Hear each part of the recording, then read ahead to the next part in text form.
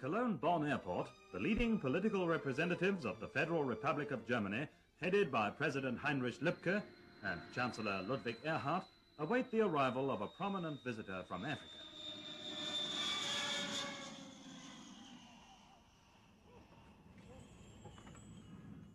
His Excellency Aden Abdullah Osman, President of the Somali Republic, pays a state visit to the free part of Germany in order to hold personal talks designed to strengthen the fruitful political, economic and cultural relations between the two countries. After a cordial welcome, at which members of the Somali embassy are also present, the national anthems of these two friendly powers are played.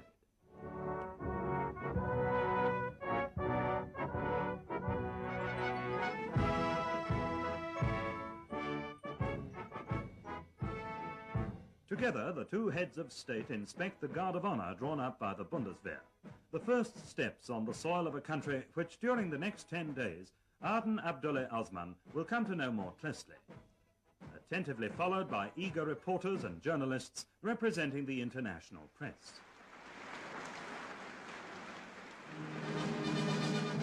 On the day of his arrival, the illustrious visitor, escorted by a police motorcycle unit, calls at the Palais Schaumburg in Bonn, the official residence of the Federal Chancellor.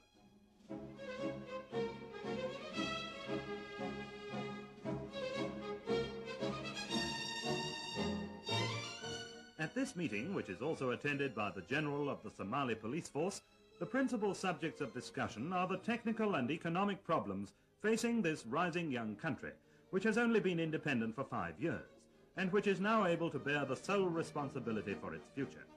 Chancellor Erhard and President Osman, as well as ministers of the two governments, confirmed their mutual interest in further intensifying the present good cooperation.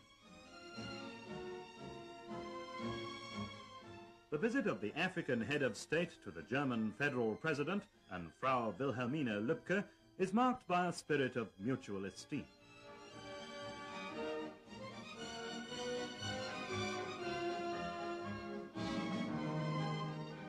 In the presence of his ministers who accompany him on his tour of the Federal Republic, President Osman is decorated with the Grand Cross of the Order of Merit of the Federal Republic of Germany by President Heinrich Lübke. The German president is honored by the award of the Order of the Somali Star, presented to him by his African guest.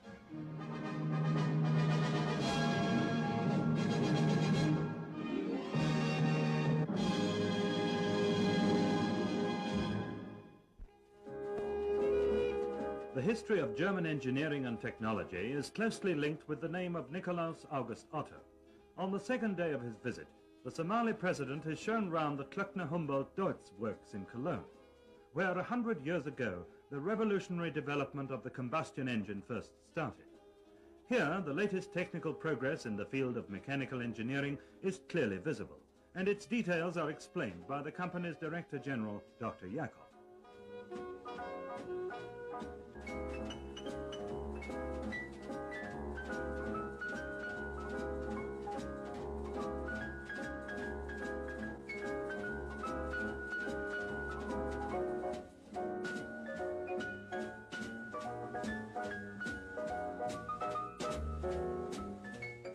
President Osman displays keen interest, especially in those heavy vehicles that could help to accelerate the building of roads and industries in his country, which is twice the size of the Federal Republic, and which could be used to great advantage in the extensive agricultural areas of Somalia.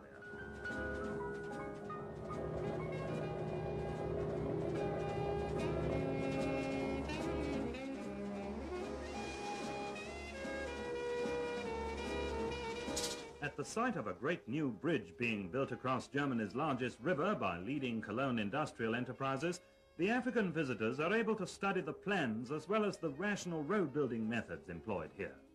These are of vital importance in order to keep the ever-increasing traffic in the Federal Republic on the move.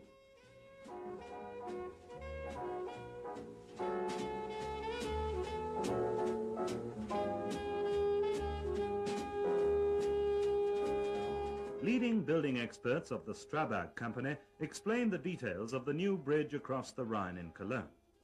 The German workers have their own way of thanking the African chief of state for his visit.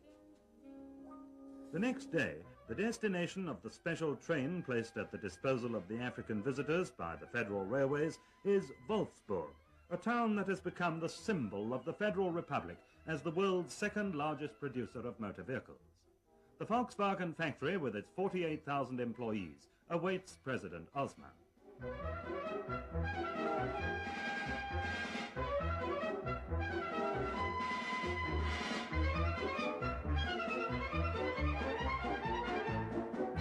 Every day, 5,600 vehicles come off the final assembly lines, ready for shipment to all the countries of the world. Their route to the principal German seaports is followed by the representatives of the Somali Republic to the ancient Hansa town of Bremen.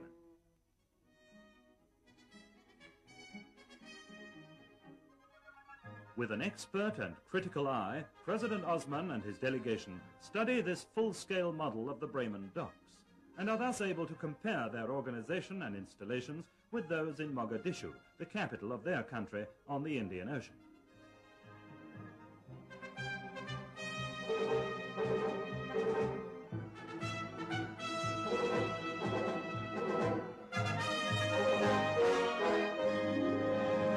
Bremen also becomes the scene of a cordial meeting with fellow countrymen from distant Africa.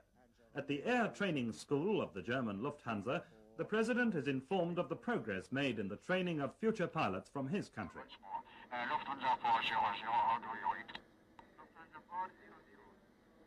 Roger, V-line 142 is clear. Time now 4-5. Over.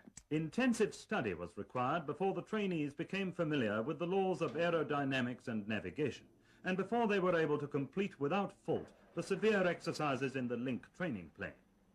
Then, with their German trainers at their side, they were able to demonstrate to the eminent African visitors takeoff and perfect low-flying exercises.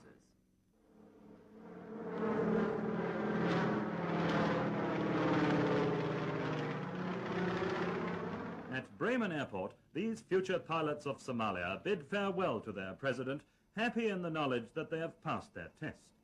Then the head of state of the Somali Republic boards a special plane for the flight to Berlin, the old capital of Germany, where he will be confronted with the political reality of...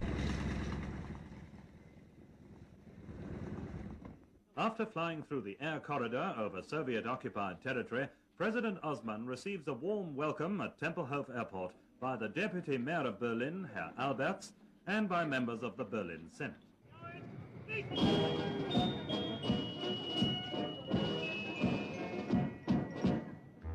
West Berlin receives the visitor from Africa with optimism and animation, with the pulsating traffic of a newly risen metropolis.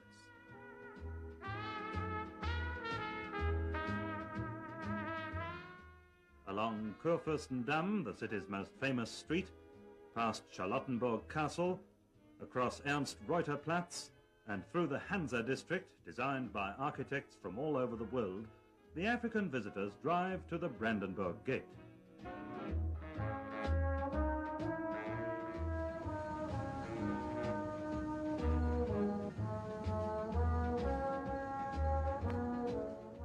This symbol of national consciousness today signifies the unnatural division of Germany.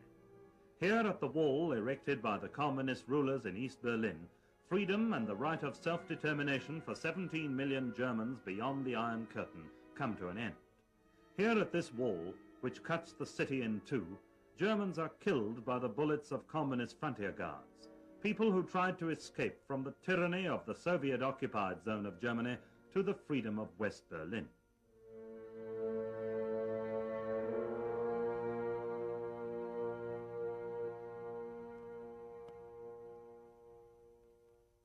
In the variety of meetings and impressions, the visit to Garmisch-Partenkirchen will doubtless remain as a treasured memory, recalling the peaceful atmosphere of a small South German town, which is also a center of international tourism. It's situated in Bavaria, on the northern edge of the Alps, and nearly 600 miles from Berlin. The gondola of a cable railway carries the guests from equatorial Africa to the top of the Zugspitze, 9,700 feet above sea level, and Germany's highest mountain.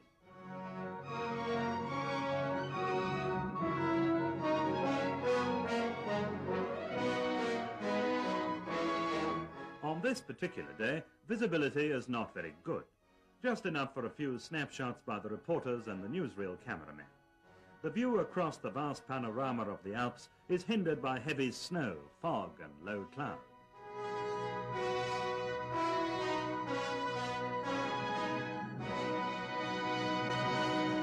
Munich, the capital of Bavaria, makes up for it, however, and presents itself to President Osman and his delegation with all the signs of the commencement of spring. Past some fine examples of Baroque and classical architecture, through the busy streets of a city which has become the home of outstanding scientists and artists, and which at the start of the university semester attracts 23,000 students, and on to Group, to the Bavarian Institute for Cattle Breeding. The Minister of Agriculture, Dr. Hundhammer, welcomes the Somali president and escorts him through the extensive grounds and modern research institutes.